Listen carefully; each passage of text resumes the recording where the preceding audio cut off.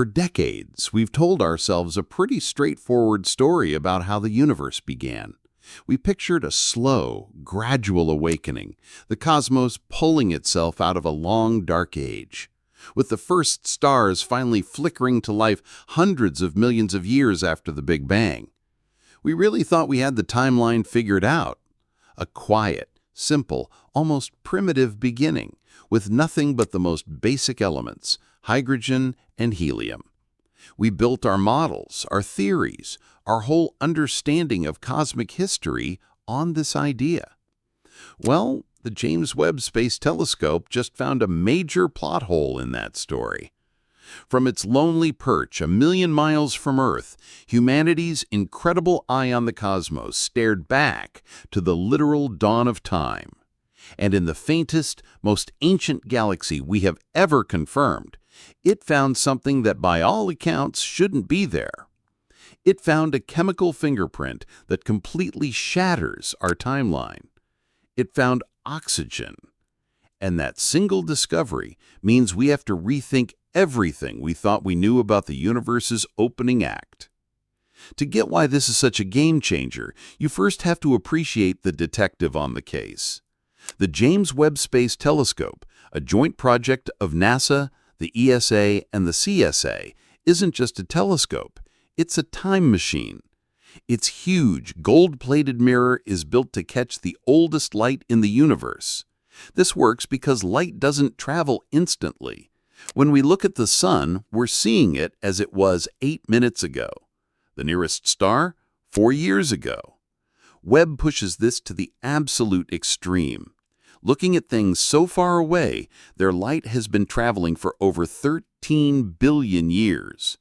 It lets us see the universe not as it is, but as it was in its infancy.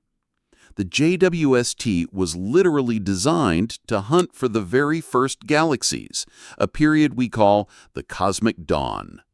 And as part of its JADES program, it stared into a tiny, seemingly blank patch of sky in the constellation Fornax, patiently gathering ancient photons. And then it saw it. A faint, reddish smudge, almost swallowed by the darkness. An object now known as JADES-GS-Z14-0. This wasn't just any old smudge. After careful analysis, scientists confirmed it was the most distant galaxy humanity had ever seen. We're seeing it as it was less than 300 million years after the Big Bang, when the universe was just 2% of its current age. It's a ghost from a lost era, a messenger from the edge of time itself. Before this, our models of the early universe were crystal clear. Right after the Big Bang, the cosmos was a simple place, made almost entirely of hydrogen and helium, plus a tiny bit of lithium. These were the primordial elements cooked up in that initial cosmic fireball. Heavier elements, the stuff that makes up our planet, our bodies, and the very air we breathe, like carbon and oxygen, simply didn't exist yet. They can't be made in the Big Bang. So when astronomers aimed Webb at JADES-GS-Z14-0, they expected to see a chemically primitive, baby galaxy. They were looking for a cluster of stars made from that original clean slate of elements. Finding anything else would be like discovering a modern skyscraper in an ancient Roman village. It would be an anachronism, an impossibility. But that's not what they found. Instead, they found a stunningly clear signal of oxygen. Let that sink in for a second. Oxygen, an element we consider fundamental to life, was already present in a galaxy blazing away at the dawn of time. This was so shocking that one astronomer said it was like finding a teenager where you would only expect to find babies. The galaxy wasn't a baby, it was already growing up, and at a speed that should have been impossible. So where does oxygen even come from, if not the Big Bang? The answer is forged in the hearts of the most massive stars. Stars are cosmic factories. They spend their lives taking lighter elements, like hydrogen and helium, and fusing them together under incredible heat and pressure. That's how heavier elements are born. A star like our Sun can make elements up to carbon and oxygen in its core. But to make a lot of it, and more importantly, to spread it across the galaxy, you need something way more dramatic. You need massive stars. We're talking dozens or even hundreds of times the mass of our Sun. These celestial behemoths live fast and die young. In their cores, they fuse element after element, climbing up the periodic table. And when they run out of fuel, they don't just fade out. They die in the most violent explosions in the known universe, supernovae. In that final cataclysmic blast, the star rips itself apart, seeding the space around it with all the new heavy elements it created. That enriched gas and dust then becomes the raw material for the next generation of stars and planets. This is the only way we know of to make and distribute large amounts of oxygen in the cosmos. Now, let's connect that back to Jade's GS Z14. For oxygen to be there, that entire epic cycle of star life had to have already happened. A whole generation of massive stars had to form from that primordial gas.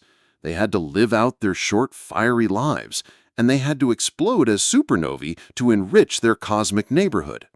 And all of this had to happen in less than 300 million years. Our previous models suggested this should have taken way, way longer. Finding oxygen this early isn't just a fun fact, it's a direct challenge to the fundamental timeline of cosmic evolution. It means the universe's first chapter was far more explosive and happened much faster than we ever imagined. While the James Webb Space Telescope was the detective that spotted the suspect, it needed a partner on the ground to confirm the evidence. That partner was the Atacama Large Millimeter Submillimeter Array, or ALMA, a network of radio telescopes high in the deserts of Chile. This is where you see the real power of modern astronomy. JWST is the ultimate discovery machine, able to see the faint infrared light of the most distant objects. But ALMA is a specialist. It's designed to detect the faint, specific radio wave fingerprints of different elements in space. While JWST found the galaxy, it was ALMA that could run the definitive chemical test. Two independent teams of astronomers used ALMA to observe Jade's GS Z14, and both found the same thing, an unmistakable signal known as O388 micrometers. This is a cosmic fingerprint, a barcode of light that can only be produced by ionized oxygen atoms. Finding this signature was the smoking gun. It wasn't just a hint of oxygen, it was a direct measurement. This tag team between JWST and ALMA shows just how powerful multi-wavelength astronomy is. On top of that, the ALMA detection was incredibly precise. It allowed astronomers to measure the galaxy's distance with an uncertainty of just 0.005%. That's like measuring a kilometer with an accuracy of 5 centimeters. There's no doubt about it. The galaxy is as far away as we thought, and the oxygen is really there. Discoveries like this are rewriting our cosmic origin story in real time. The universe is revealing itself to us one unbelievable page at a time. If you want to keep taking this journey to the edge of time with us and understand these incredible new discoveries as they happen, make sure you subscribe and ring that notification bell. You really won't want to miss what comes next. So, what does it all mean? Well, the oxygen in Jade's GS Z14-0 isn't just a one-off curiosity. It's a key piece in a much bigger puzzle that JWST is putting together. It's becoming obvious that the early universe wasn't the slow, simple place we thought it was. It was buzzing with galaxies that were brighter, bigger, and way more chemically complex than our models ever predicted. This one galaxy has about 10 times more heavy elements than it should for its age. This has sent a jolt through the astronomy community, forcing scientists and theorists back to the drawing board. How could galaxies possibly form and grow up so fast? The old idea was that gas sort of trickled into galaxies, leading to slow, steady growth. But these new observations suggest the early universe was much more chaotic. gas might have pooled into huge reservoirs very quickly, triggering massive, explosive bursts of star formation that put the whole process on fast forward. What we used to call the Dark Ages might not have been so dark for so long, and the cosmic dawn seems to have been a brilliant, blistering, and incredibly productive time. The first chapter of the universe's history is being completely rewritten. Instead of a slow, meandering intro, it's turning out to be an explosive opening act. What we're looking at here is more than just a new record for the most distant oxygen ever found. It's a fundamental shift in how we see our own origins. We found the chemical ashes of the very first generations of stars, and in doing so, we've realized they must have lived and died with breathtaking speed. The universe got into the business of creating complexity almost as soon as it began. This discovery isn't an end point. It's a starting line for a whole new set of questions.